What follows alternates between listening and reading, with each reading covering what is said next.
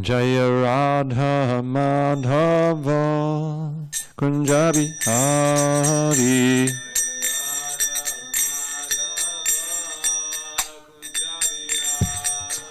Jaya Radha Madhava Kunja Bihari.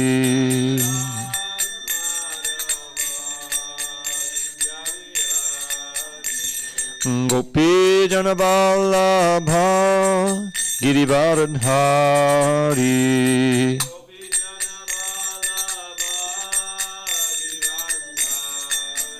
Jai Gopi Jana Vallabha Girivardhari.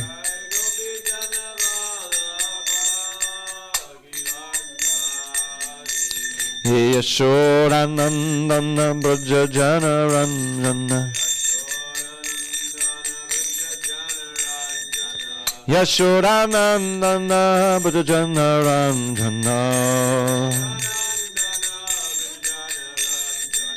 Yamuna Tira Vanachari.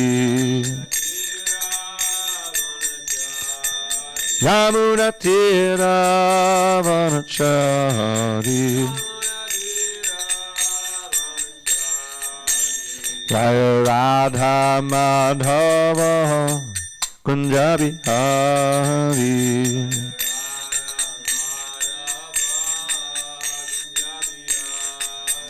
Jaya Radha Madhava Kunja Bihari.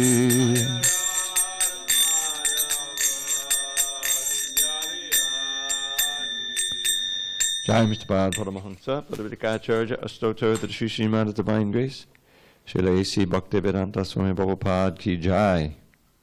ISKCON BBT Founder Acharya, Srila Prabhupada ki Jai.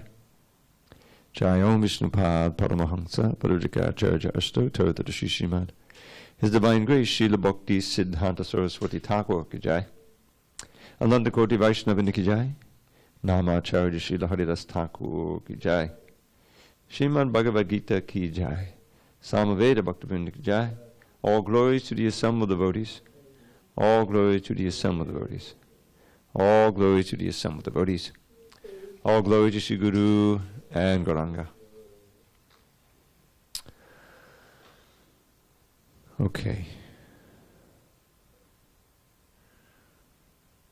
So, on this second day of July 2019, which happens to be the disappearance day of Srila Bhaktivinoda Thakur and Sri Gadadhar Pandit, we are going to read a little bit about Gadadhar Pandit. We had a nice class this morning on Bhaktivinoda Thakur, and at noon we had a wonderful Pushpanjali ceremony. But Gadadhar Pandit is also a very important member of the Panchatattva, a very intimate associate of Lord Chaitanya. So we will hear from this book about the Samadhis, and it has some nice biographies of the great devotees. Shri Gaur Hari, that's Lord Chaitanya, had so much affection for Shri Gadadhar Pandit that he couldn't be without him for a moment. Gadadhar Pandit appeared a year after Lord Chaitanya. Gadai and Nimai were inseparable as childhood playmates. Peaceful, renounced, serious, self-composed, fond of solitude, Gadadhar proved quite a contrast to his bosom friend, Gaur Rai, who was fickle, unsteady, and whimsical. In Gangadas Pandit's toll or school, Nimai Pandit regularly teased Gadadhar by challenging him with illogical questions. Sri Kavi Karnapur states that in Vrajalila, Gadadhar Pandit is the daughter of King Rishabhanu, Srimati Radharani herself. Gadadhar Pandit served as Lord Chaitanya's chief assistant during his Navadvip Leela. Sri Sri Radhakrishna in Vrindavan appear as Gaur Gadadhar to perform pastimes at Navadvip in the forest groves beside the Ganges.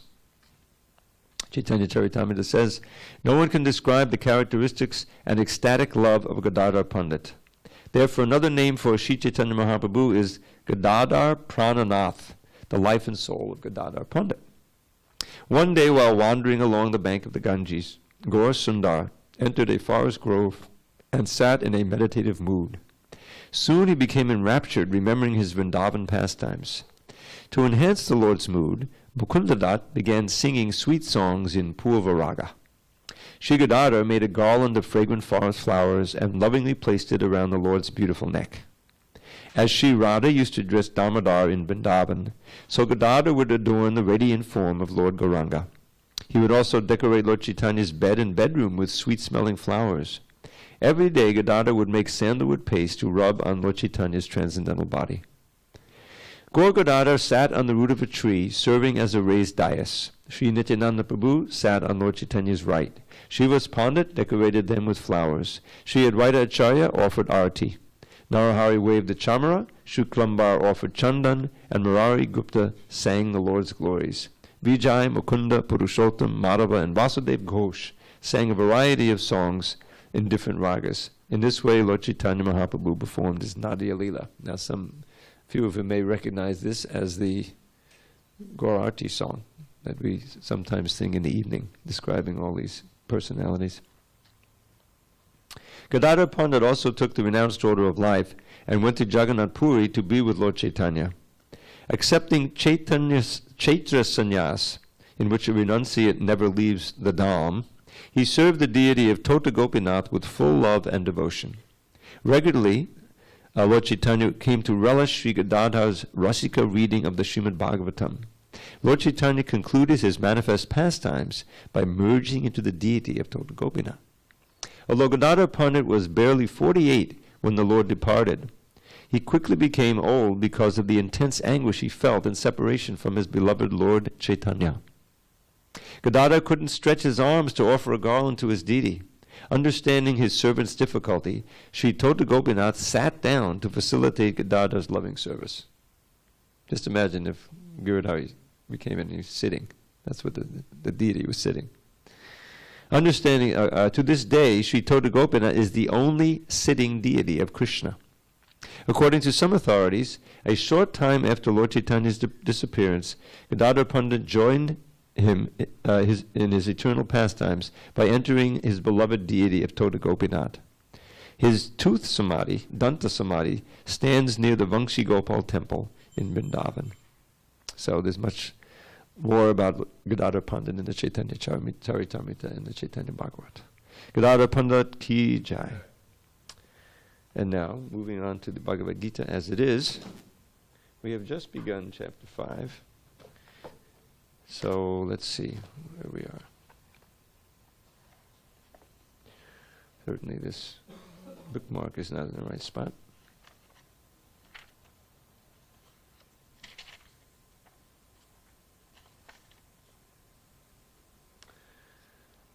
Okay, so we'll be singing, chanting. Oh, we did up to text 2. So we wanted to do text 2 again. Om Namo Bhagavate Vasudevaya. Om Namo Bhagavate Vasudevaya. Try to sing in unison. Om Namo Bhagavate Vasudevaya. Om Namo Bhagavate Vasudevaya. We're reading today from Srimad Bhagavad Gita as it is, translation and commentary by His Divine Grace A.C. Bhaktivedanta Swami Prabhupada. And we are in chapter 5, text number 2, page 230. Shri Bhagavan Vacha Sannyasa Karma Yogascha Nikshaya Sakadava Bhav Tayastu Karma Sannyasat Karma Yogo Vishishyate. Shri Bhagavan Vacha Sannyasa Karma Yogascha Nikshaya Sakadava Bhav Tayastu Karma Sannyasat Karma Yogo Vishishyate. Shri Bhagavan Vacha Sannyasa Karma Yogascha Nikshaya Sakadava Bhav Tayastu Karma Sannyasat Karma Yogo Vishishyate. Okay, David Vrata, go ahead. Shri Bhagavan Vacha Sannyasa Karma Yogascha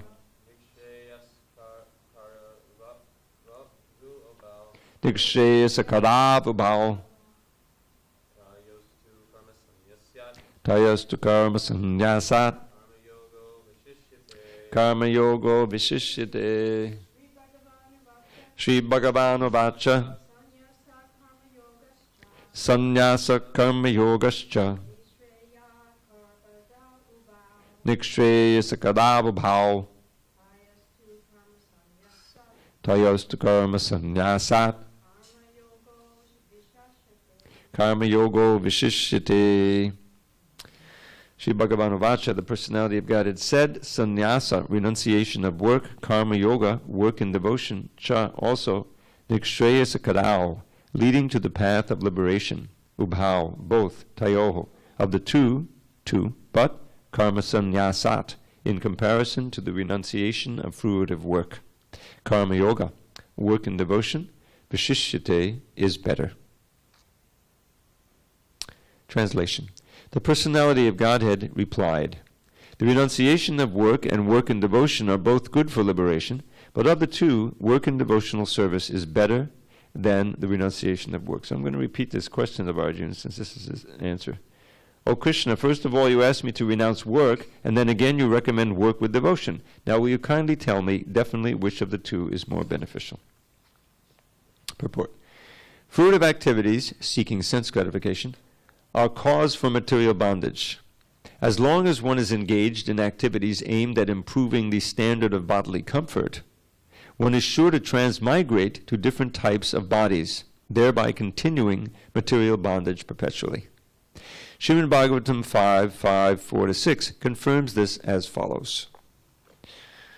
Nunam pramatta kurate vikarma yadindriya pritaya apanoti nasarumanne yata atmanoyan asannapi kleshata asadeha palabhavasta vadabodha jato yavan nijigyasata atma tattvam yavat kriyastha vadidam manobhai karmatmakam hina sharira bandha evam manakarma vasampayunkte avidhyatman hubadihimane priti nayavan mahivasudeve namuchate dehi yoge natavat. People are mad after sense gratification, and they do not know that this present body, which is full of miseries, is a result of one's fruitive activities in the past. Although this body is temporary, it is always giving one trouble in many ways. Therefore, to act for sense gratification is not good. One is considered to be a failure, page 231. One is considered to be a failure in life as long as he makes no inquiry about his real identity.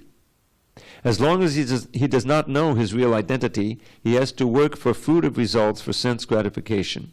And as long as one is engrossed in the consciousness of sense gratification, one has to transmigrate from one body to another.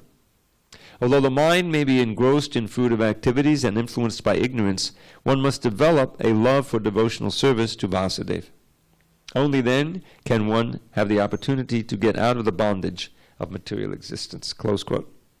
Therefore, jnana, or knowledge that one is not this material body but spirit soul, is not sufficient for liberation. One has to act in the status of spirit soul. Otherwise, there's no escape from material bondage. Action in Krishna consciousness is not, however, action on the fruitive platform. Activities performed in full knowledge strengthen one's advancement in real knowledge. Without Krishna consciousness, mere renunciation of fruitive activities does not actually purify the heart of a conditioned soul. As long as the heart is not purified, one has to work on the fruitive platform. But action in Krishna consciousness automatically helps one escape the result of fruitive action, so that one need not descend to the material platform. Therefore, action in Krishna consciousness is always superior to renunciation, which always entails a risk of falling. Renunciation without Krishna consciousness is incomplete, as is confirmed by Srila Rupa Goswami in his Bhakti Rasamrita Sindhu 1.2.258. Papanchikataya buddhya harisambandhi vastunaha mumukshubi parityago vairagyam palgu katyate. When persons eager to achieve liberation renounce things related to the Supreme Personality of Godhead, thinking them to be material, their renunciation is called incomplete. Close quote. Renunciation is complete when it is in the knowledge that everything in existence belongs to the Lord, and that no one should claim proprietorship over anything. One should understand that, factually, nothing belongs to anyone. Then where is the question of renunciation? One who knows that everything is Krishna's property is always situated in renunciation.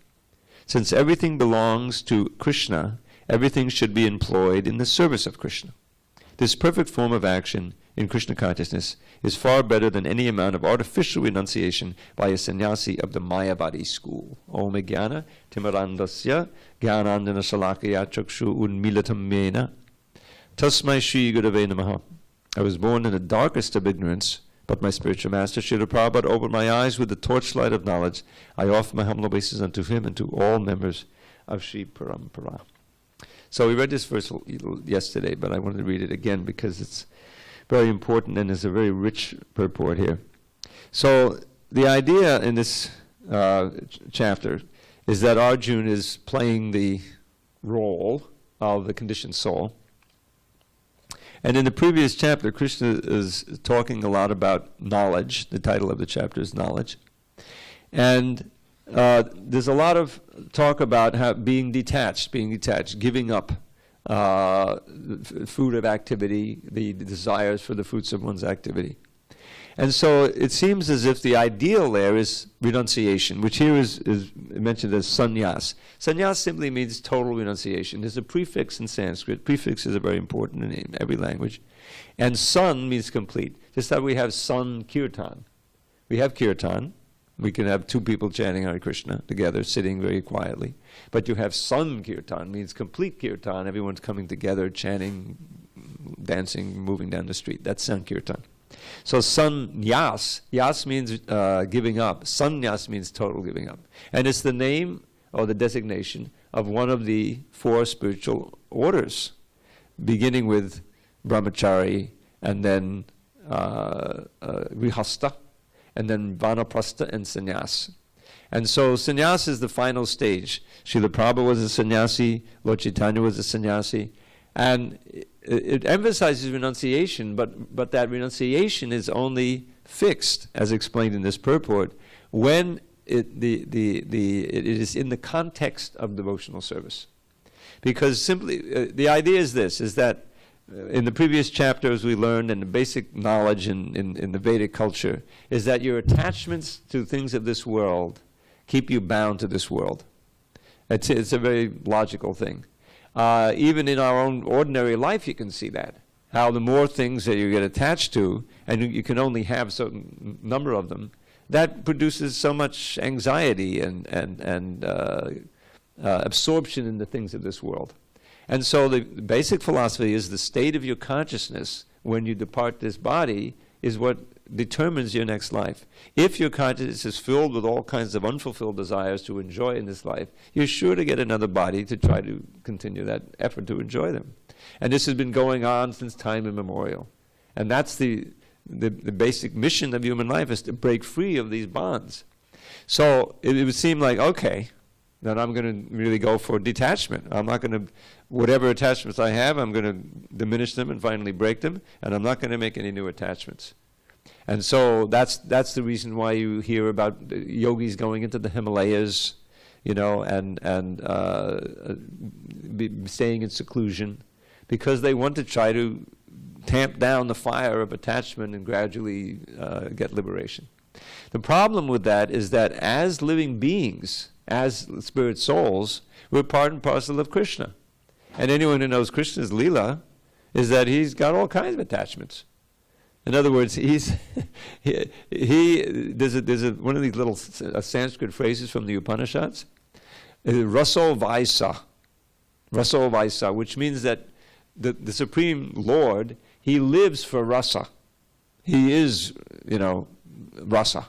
What is rasa? Rasa is an exchange of loving exchange with his devotees and with the gopis and everything else. And in Vaikuntha, the same thing.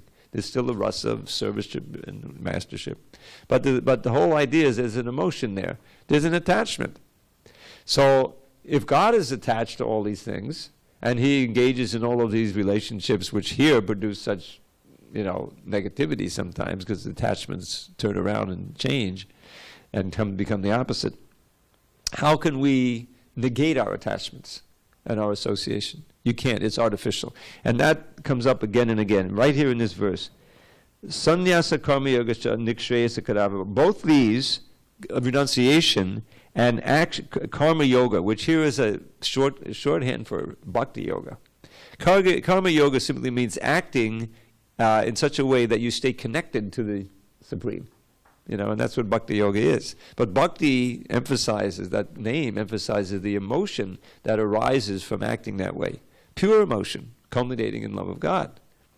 So he says, nikshayasa, both of them are good, but of the two, of the karma and sannyasa, of acting in bhakti yoga, and giving up all activities, karma yoga is best. And why? Because simply renunciation still leaves that knot in your heart of unfulfilled desires. It's not possible to clean the heart of those desires by negating desire, by negating attachment. Rather, the attachment has to be transferred. Oh, I love this word, sublimated. It's a psychological term, to kind of sublimate the sex desire and become a great artist or something like that. So it's not exactly that, but really that's what we're trying to do. Isn't a perfect word, sublime. That which is the source of degradation, attachment to material things of all kinds, becomes the source of elevation and divine life when it's directed in the proper way under the training and the guidance of the knowledge of Bhagavad Gita and those who are living the knowledge. So let's see how Prabhupada describes it. He continues with these same points. Fruit of activity. So this fruit of activity, this is one of Prabhupada's phrases that wasn't so common, but it makes perfect sense. The activity you're engaging in, the motive is to enjoy the fruit. So most people, the motive is to get my salary. But really it's not the salary you're looking for, it's what it buys. That's your motive. But as long as your whole life is absorbed in that, then your mind becomes, as described in this second verse here, karmatmakam. This is a quote in this purport, a little self-contained lesson. The Bhagavatam is full of these. 5 verses that have a complete lesson in devotional service. This is one of them. Within the teachings of Lord Rishabdev in the 5th canto, there's a bunch of little lessons, and this is one of them. So it all comes out in these verses. So first he says, Nunam pramotta kurate vikarma yadindriya prite apanoti. Now this word vikarma came up in the previous chapter, where Krishna said we have to understand, part of a knowledge that you have to understand in this chapter called Transcendental Knowledge, is the nature of karma, akarma, and vikarma. He talked about that. So simply put, in that context, karma means fruit of action that's within the realm of the Vedic paradigm. The Vedas are very vast. It's not that everything in the Vedas is simply about bhakti yoga.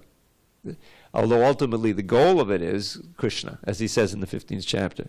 But along the way you'll find something called Karma Kanda section, which is all kinds of instructions of how to perform elaborate sacrifices for the pleasure of Indra, Chandra, Surya, Shiva, and all these different things, with the aim of improving your material position, mostly going to one of the heavenly planets. And Krishna mentions that in the 9th chapter.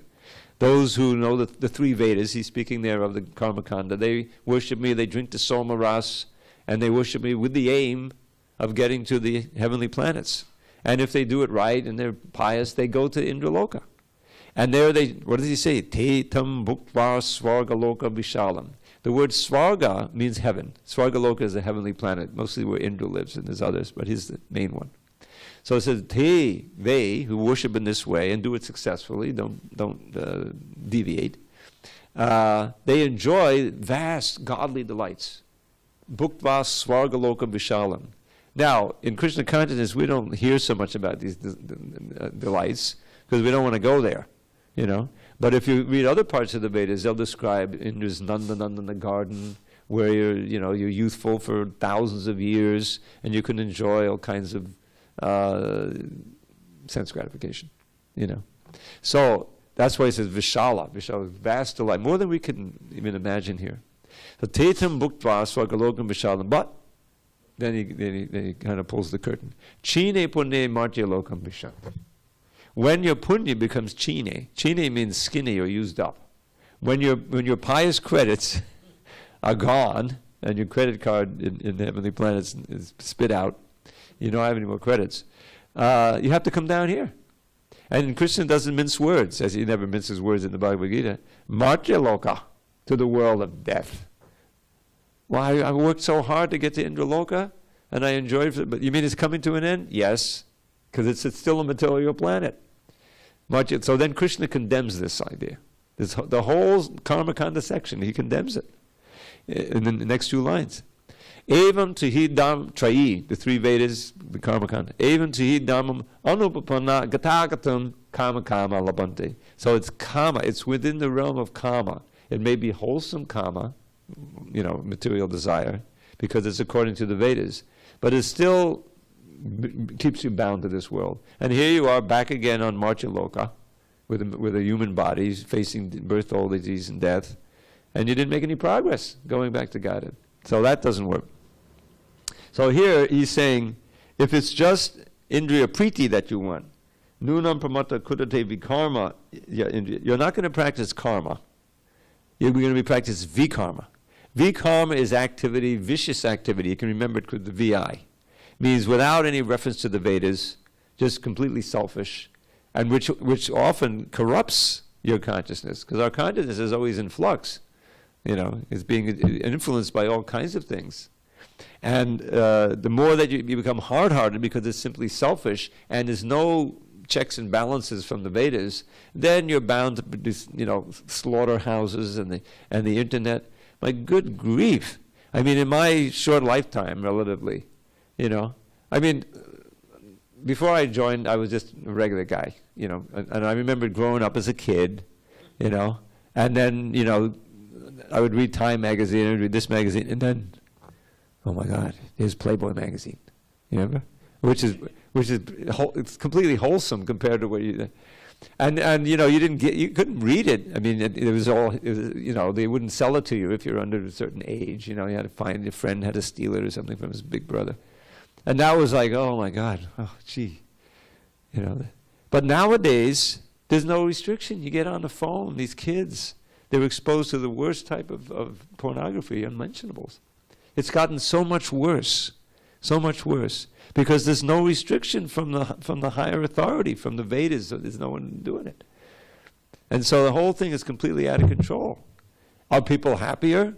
You've got the opioid crisis. You get people. That the average age, the longevity, which in a country like this, has, throughout the 20th century, that it had been going up.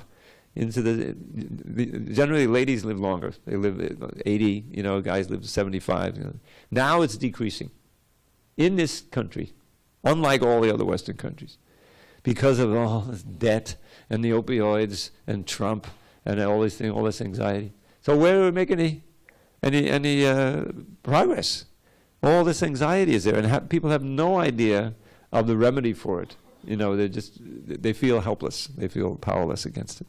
So that's the result of vikarma, which is simply based on indriya priti, which exactly means sense gratification. That's the Sanskrit origin of that word, sense gratification. So what's the result? Vrishabhdev says, I don't think it's a good idea, and he should know. He's Krishna. Nasaru manye means I don't think it's a very good idea, my opinion. For the Atma, for the soul, which we should be concerned about. Because api kleshada asadeha, you're sure to get another material body, and it likely won't even be a human one, and it will be klesha da. It will be the source of all kinds of suffering. So what's the point? You spend your life dedicated to sense gratification. It may be very, very rudimentary, it may be very fancy, but if that's all your goal, you're sure to get another body for suffering. You didn't make one step forward, you're going backwards. So then he gives this middle verse here, really analyzes the whole problem. And it's a great verse, Prabhu would quote it. Parabhavas tavat abodha jato. Now in Sanskrit, as in English, we have these pairs of words. Just as, similarly, you want to draw an analogy. There are many in the Bhagavad Gita, Bhagavatam. They use them all the time. There's a way of conveying an idea that's a little hard to understand.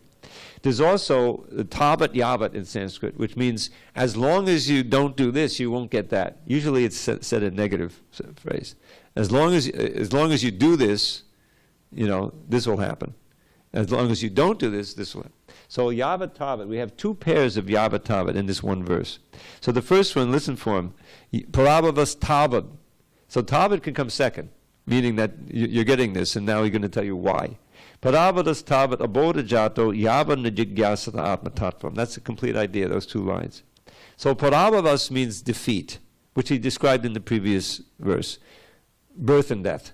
In other words, dying and taking another body. That's a failure of human life. Abodha jato, that failure is born, jata, means janma, out of ignorance. That's why this whole thing is about knowledge in the previous chapter.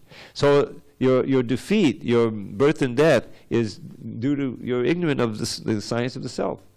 Yavan najigyasa atma tattvam. So logically, as long as you do not inquire into the truth of the soul, atma tattva, you will remain ignorant of who you are, who God is, what the relation is, how to cultivate bhakti yoga and get out of the bondage of birth and death. And so it makes perfect sense. If you don't inquire, if you have no interest in curiosity about who am I, where did I come from, what is this world, is there a God or not? I may not believe in God. Okay, I'm agnostic. Fine. But at least if you want to investigate, maybe there might be a God, or maybe there's somebody who thinks, there's some philosophical thing, rather than just the animalistic, consciousness, where's food, where's sex, in a fancy way or a simple way. So that's the key, that there's some inquisitiveness, and that's right in the Brahma Sutra, or the Vedanta Sutra. The very first sutra, the most famous one, who can say? Devavrata. Atato. Jigyasa. That very word is here, jigyasita. Now then, having come to the human form of life, you should inquire into Brahman. Atato Brahma jigya. Brahman means the source of everything, the actual ground of being, the philosophers. So, as long as you don't inquire into it, you'll be buried in ignorance, and you'll be defeated in your life's mission. That's the first two lines.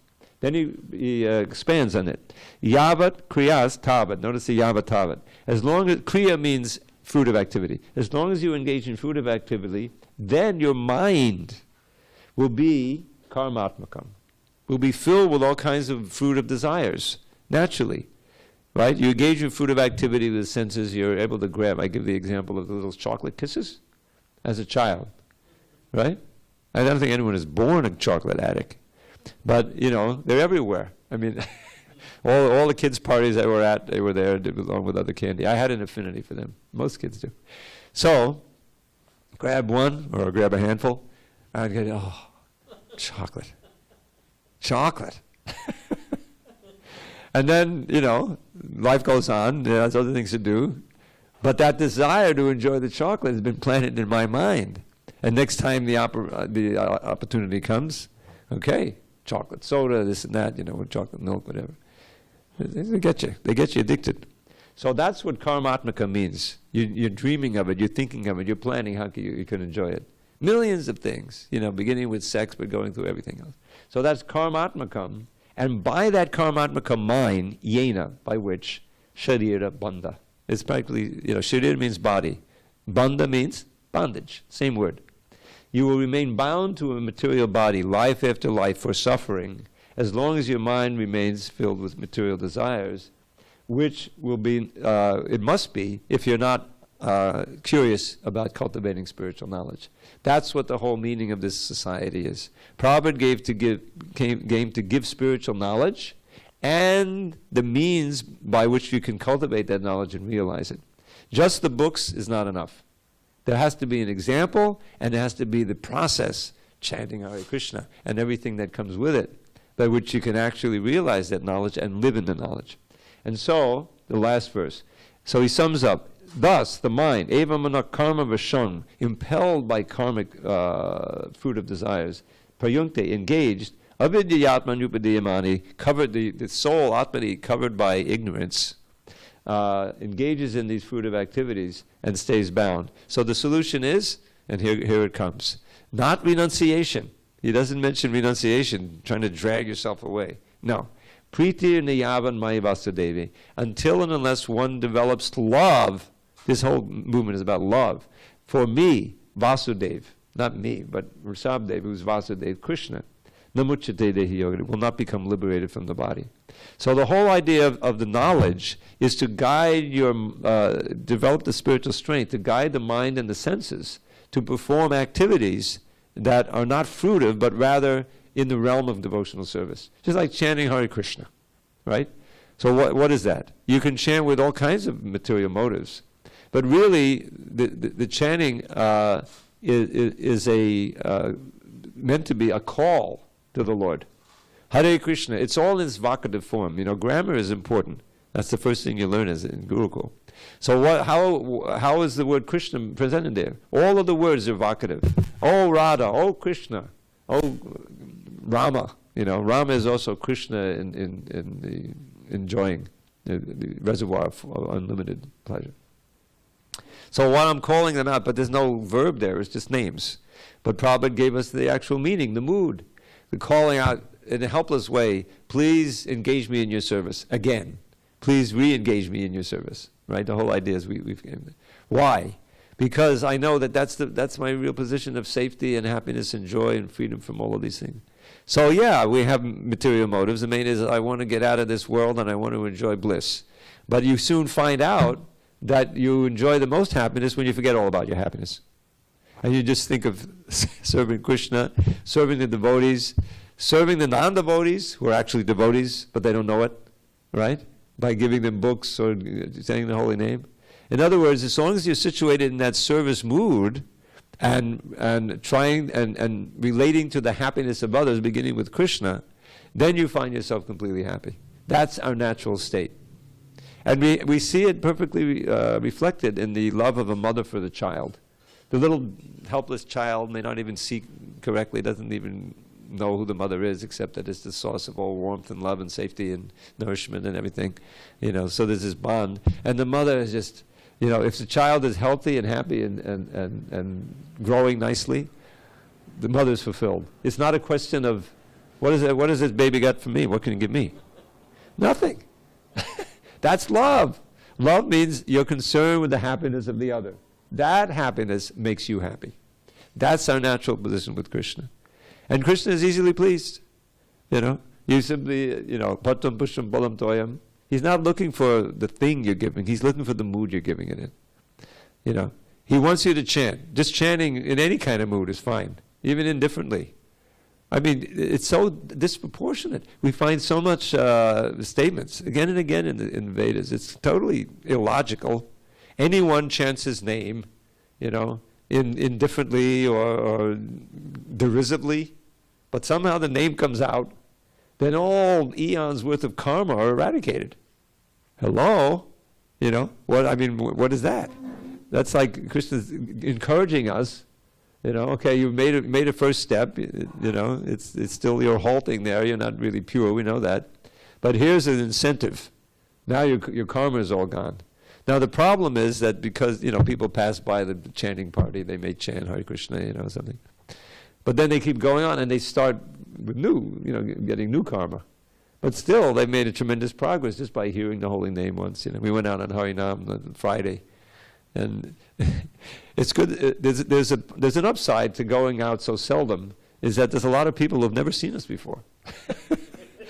And we have a nice party, you know, Vrindavan was out there with the drum, you know, and it was substantial. So everyone was like, you can't ignore us, you know, they're sitting there, whoa, what's going on here, you know, people want to join in, you know. There's a little clapping, and one lady was really into figuring out what we're chanting. I gave her a little card, you know. It's all good, you know. So that's what this movement is about, is that making it as easy as possible to really begin the path of devotional service, get benefit right away, understand it, and then, okay, you know, then there's a battle to be performed to become pure. But even we should be encouraged, even if we don't become pure. As Narada Muni says in the Bhagavatam, Krishna says here in the Gita. What is that verse? You know it. Neha bhikkamanashosti patrivaya navijate swapama besa dharmasa trayate mahato bayat. This is one of the most encouraging verses in the whole Gita. Second chapter, right near the beginning. He says, in this path, he's talking about Buddhi Yoga, which is Bhakti Yoga. Nehabhikramanasosti, there's no destruction. Whatever you accomplish in this lifetime, 1%, that's in your bank account. Unlike the heavenly planets where you have to draw your bank, and eventually it comes to be zero. It doesn't become zero. Then you start there. There's no loss, no diminution. Even a little advancement on this path protects one from the most fearful kind of danger. What is that? Yeah, losing the human form of life. It's such a tragedy. Here we are, human beings. We have the superior intelligence. The whole point of it, we've been given this gift to cultivate this higher knowledge and complete the evolutionary process, rather than going down again, and surrendering to our animal nature. So at least you'll become a human being in your next life if you make even a little advancement, and you get a chance to continue with the devotional service. Now, the intelligent burner says, well, how can we speed up the process as much as possible? Because, I don't want to end up in Lord Kapila Dev describes life in the womb. You wake up there. I mean, every pregnant woman knows, I don't know, but I know that there's a certain point where they start kicking, right? Where they're awake. So that's described in the Bhagavatam. And the mind is working, Now that you can't hear them saying anything, but according to the Lord, they're praying in there. He says, oh, now I'm in this condition. This time for sure I'm going to worship you. It says like that. I'm really going to chant my rounds. I'm going to go to Mangalarti. Yes. That's what it's like. It's like that. Now the way it's presented there, though, is that it's just maybe someone who's pious. He may not be born in an actual devotee family. If you're born in a devotee family, that's very auspicious. That means from your birth you get trained, and take before the deities. I remember seeing when I lived in New Dwarka, there were a lot of young families there with young kids, and they would bring them in and show them the deities, Oh, wow, this is the first impression they're getting. What could be more auspicious? But, the point is we're in that situation, and we realize, oh, well, we made a big mistake. We didn't complete the course, But at least you have another chance. So, and Narada Muni says, in his instructions to Vyasadeva, similar thing. Chakvasva dharmam chadanam bhajan hare, bhajan apakpo napatet tato yadi. Yatra kvabadhana buddha mushikim kavarta apto abhajatam swadharmataha. So it's a longer way of saying the same thing. Prabhupada will quote this verse. Chakvas, if someone gives up his material role in society, swadharma, and joins the Hare Krishnas, chadanam bhajang hare, and just starts worshipping the Lord, but due to circumstance doesn't complete the course. Apakva. Bhakva literally means uncooked, not completely cooked. In other words, the swapacha, the one who cooks the dogs.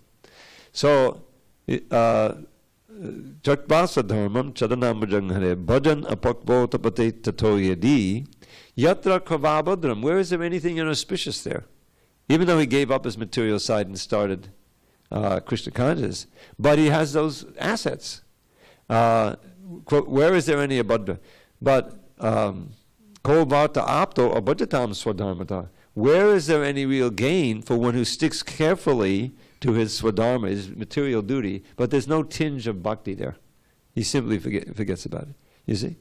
So in other words, the idea is that Krishna consciousness is all auspicious. However much you can do, we should try to complete the course in one life. But even if we don't, we get born in a devotee family or another family. That's in the 6th chapter also. So that's what Rishabdev is concluding here, is that one will not really get totally liberated until one attains love for me or Vasudeva. And that's what this movement is all about. So let's see. So Prabhupada gives the translation there. Now, this one, again, because it's all about renunciation versus active bhakti. So he mentions here, prapanchikati abhudya.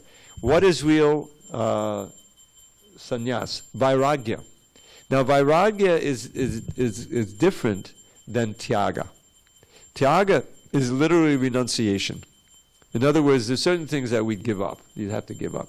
Okay, no intoxication, no gambling, illicit sex, meat eating. You can't dovetail meat eating in Krishna consciousness. You have to give it up. So that's the tyag. But really we're after vairagya. Vairagya means absence of raga, of attachment. Even in the middle of things of all kinds of temptations, the pure devotee is not attracted. That's perfect vairagya, because the attraction is all flowing very powerfully to Krishna. And that eradicates, that removes it. Krishna removes it, the knots in the heart. What you used to be attached to and obsessed with now seems, I can't even consider it. You know, I mean, how many hamburgers did I have when I was a kid? A lot, you know. If I got hungry, that's what I thought of. Now I can't even imagine it. I wouldn't even, you know, it's not even attractive.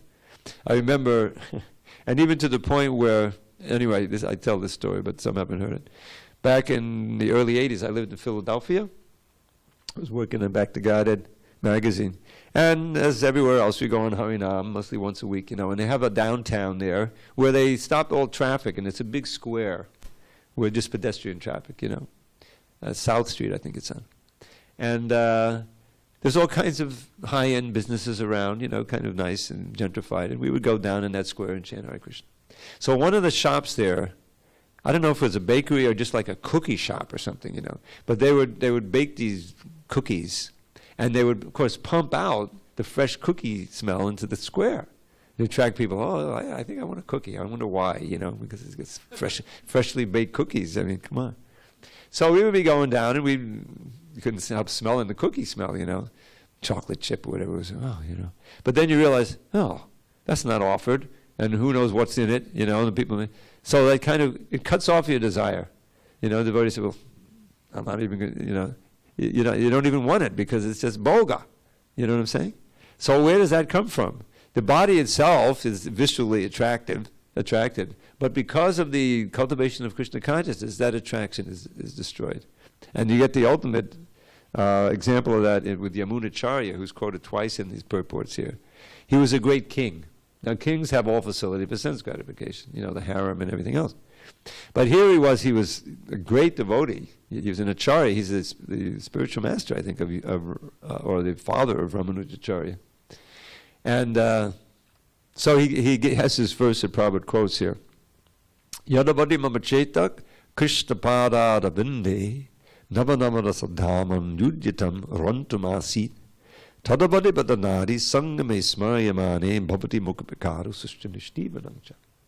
So here you have another pair, a very rare pair of this yavatavat yatatata, yadavadi tadavadi, which means ever since this, then this is going on.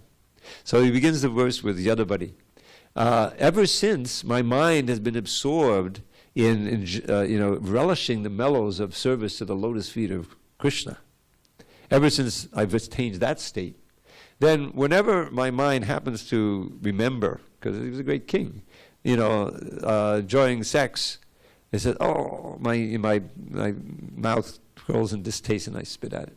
He's actually become, that detached. And that's real vairagya. It's not renunciation. Just like, on the New Year's Eve, we have a big kirtan. You know, we go downtown. And it's very crowded. And there's all kind of, I remember we were coming up onto a corner, you know, all chanting Hare Krishna, Hare Krishna. And there were a few ladies on the corner. I don't know, scantily dressed would be an exaggeration. You know? It was just like, hello, you know, Hare Krishna, Hare Krishna, Krishna, Krishna, Hare. But it wasn't like, oh my God, hold me back. It wasn't like that, you know, it was just like Hare Krishna, Hare Krishna. And here we are on the beach. You know, Southern California beach, the last place that you would decide if you were really thinking you had the choice to put a brahmachari ashram, you know. But here it is. And brahmacharis, we're living on the beach and still everybody's chanting Hare Krishna. So it's possible to get that detachment. So, but here, we'll finish up, we have a few minutes. So this idea of vairagya. So Rupa Goswami, in his great genius in his Bhakti Rasamrita Sindhu, he gave the example of what real vairagya is and what false vairagya is. Vairagya polgu. Polgu really means weak, you know. Vairagya, weak detachment. So here the verse quote is, Prapanchikadaya buddhya hari sambandhi vastuna. Those things, vastus, related to Hari, one renounces them, thinking that it's material. You know, a person walks in, what are you guys doing? You're worshiping a doll? You know, it's made out of stone. Anyone can see that. You know, and the devotees don't want to hear that, you know. That's the attitude of the Mayavadis. It's all Maya. Your nice food, it's all made of Maya. Look, it's just regular grain, And the holy name, it's just sound. It's said, there's a verse saying, anyone who has this mentality is living in hell already, But that's it. Papantikadiyabhajya, thinking it's material. Mumukshubi, their goal is not love of God, is liberation. And therefore, every sensation has to be repressed, and criticized. But it's very weak vairagya. And that because as soon as you come in contact with some object of the senses, you don't have the spiritual strength. And again, you get involved with it. And there's so many stories of yogis like that. And then we have 2 minutes. So what is the real vairagya? He describes that. He doesn't quote it. Anasaktasya vishayan yataham upayunjata nirbandha krishna sambandhe yuktam vairagyam uchate. Yukta vairagya as opposed to pulga vairagya. So this verse says, and this is the ideal that Rupa Goswami showed and preached, without attachment, engaging whatever you can appropriately in the service of Krishna. Anasaktasya vishayan. Vishayan simply means object of the senses. But you don't try to enjoy them. Yataham, as appropriate, upayunjate nirbandha Krishna sambandhe. You engage in the service of Krishna. And in this way, you don't get bound up to the object of the senses, you get bound up to Krishna. Nirbandha Krishna sambandhe. Yuktam vairagya uchate. And that's the whole principle of bhakti. All these elaborate feasts, if you cook all these preparations just for yourself, you could get into it, and it's pleasurable. But that's not what we're doing. We're cooking it ideally with Krishna in mind, with a certain mentality. Oh, we're going to offer this to Krishna. We took so much care, we learned how to do it just right. And then we take the remnants, meaning that's an exchange of love. We give Krishna for his pleasure, and then he gives it all back. So that's not ideally sense gratification, it's a purification. And so even eating can be an act of purification. And what to speak of chanting and dancing and all of these different things. So that's renunciation. It's not tyag, it's vairagya. The application is vairagya. And that's the end of our time, and that's the end of this purport. So we will continue tomorrow with text number 3. Sorry, I didn't have time for questions. All glory to Srila Prabhupada. We can talk after if you have a really important question. Is that okay? I'm sorry. Okay.